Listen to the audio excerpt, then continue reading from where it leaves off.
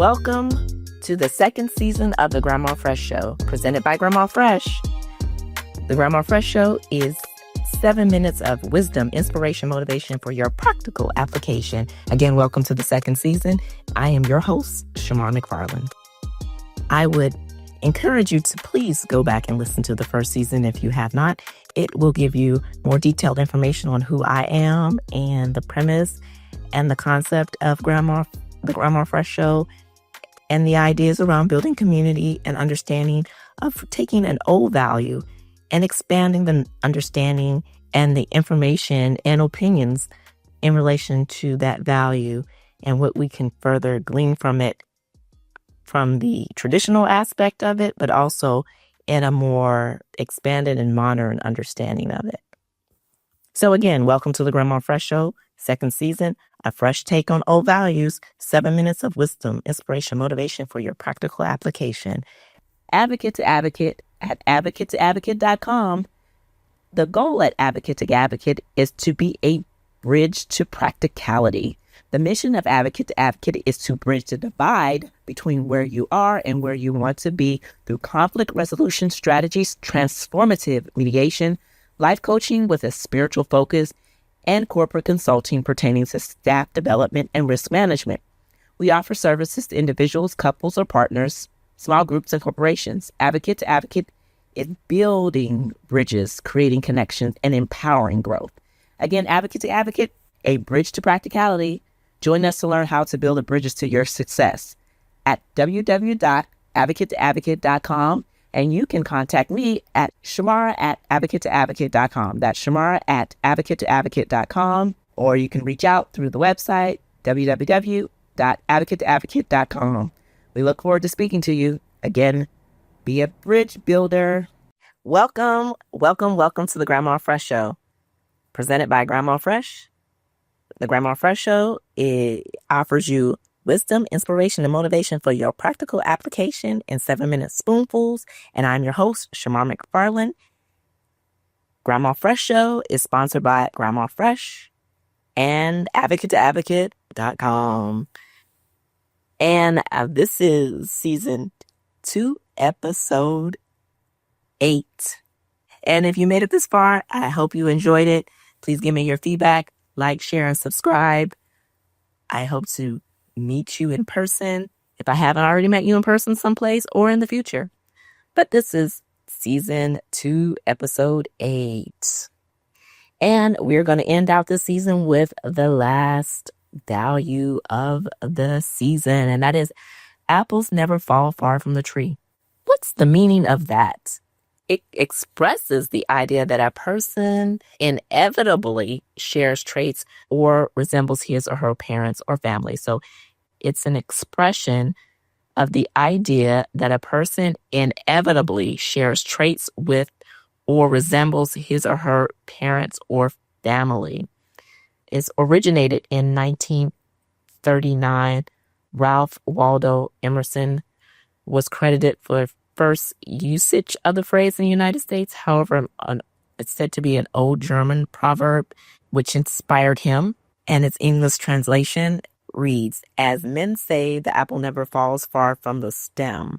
So the new value, or what we're going to talk about and discuss in this 7 minutes, is that this leads us to the discussion of the psychological concept of nature versus, or the debate of nature versus nurture, and explores the psychological concept that is relative to the importance of innate qualities, nature, such as genetics and personal experience, nurture, in shaping individuals' differences in behavior and traits. So again, nature, the innate qualities that are genetic, that can be genetic, and personal experience, nurture, and shaping individuals' differences in behavior and traits.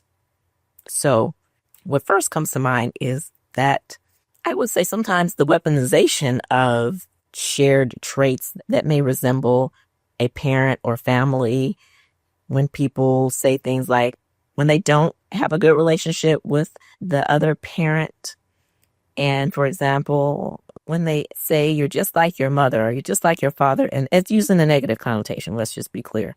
And when you're dealing, particularly when you're telling children this in a negative way, and they internalize this, can we say that it is nature, or is it also nurture that is shaping that individual's behavior and traits? Because if a person internalizes that you highlight, or a parent highlights traits that they see in you that remind them in a negative way of another parent, what does that really do to a child? For example, we'll just specifically talk about children and their behavior and how those traits become more prevalent or they take root in another way.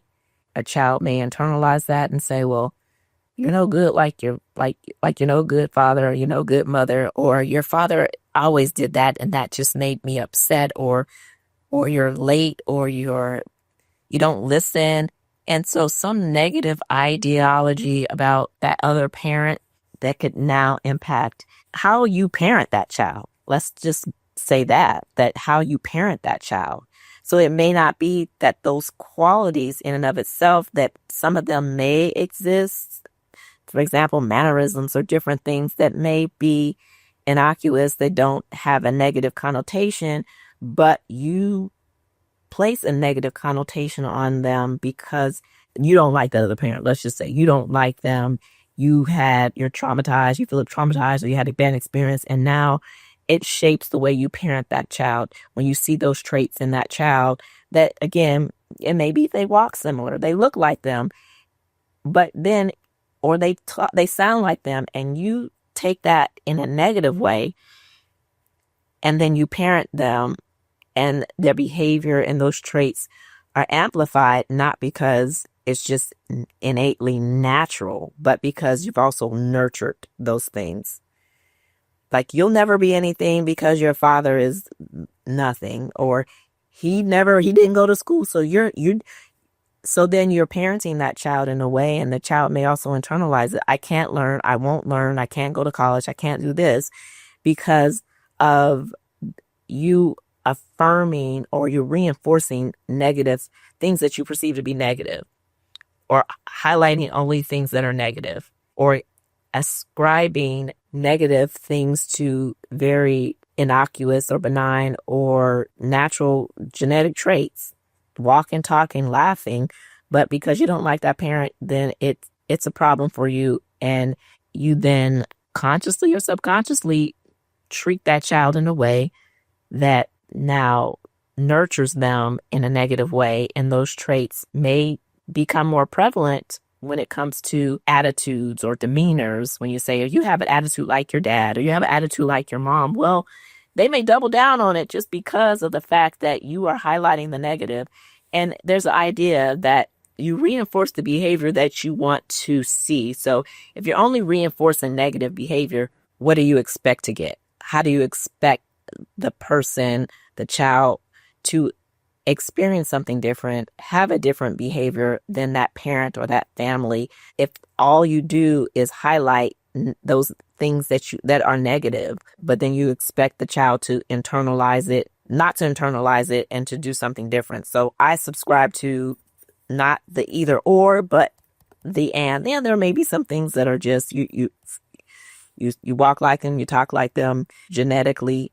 However, when it comes to attributes, they're not cemented, or they're not dispositive of they're going to just think and be like their parent or the other parent or that family that you don't like, that other person's family. It's not necessarily a far gone conclusion, but you can make it if you don't nurture that child. You can have a positive impact. Environment does matter. It cannot change everything, because some things may be biologically. A person may have a predisposition to alcoholism because it's genetic. It may have a predisposition to mental health challenges. However, it doesn't mean that it's going to manifest the same way, or that a person is absolutely going to be an alcoholic, because there may be, a predisposition based on family history, and mental health challenges may occur. It may skip a generation, it may show up, but it may show up mild. It could show up more severe. So it's not necessary, or it may not show up at all. So it depends on, again, nurturing can have just as much, and in many cases, a strong impact on people. Now, again, there are exceptions to everything, but nurture plays a major role, just like in eating habits. When we say, oh, this runs in my family, that runs in my family, sugar diabetes, and other things runs in my family. What runs in families is the traditions, the eating habits that don't change. They're passed down in the foods and how the foods are prepared, but you can intervene in some of those things, and you can mitigate some of that genetic makeup by change in behavior, change in how you prepare food, change in exercise, sleep, other habits, stress levels.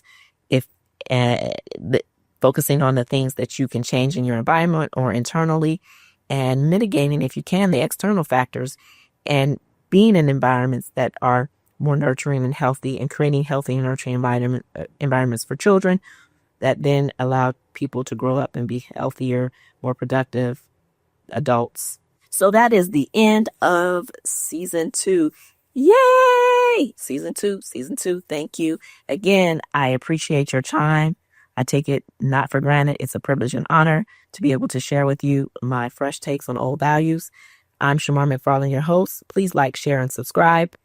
Hope to see you in the future and share some things and ideas in long form. So again, thank you. Please reach out to me at www.grandmafresh.show or Shamara at grandmafresh.show. Thank you and God bless.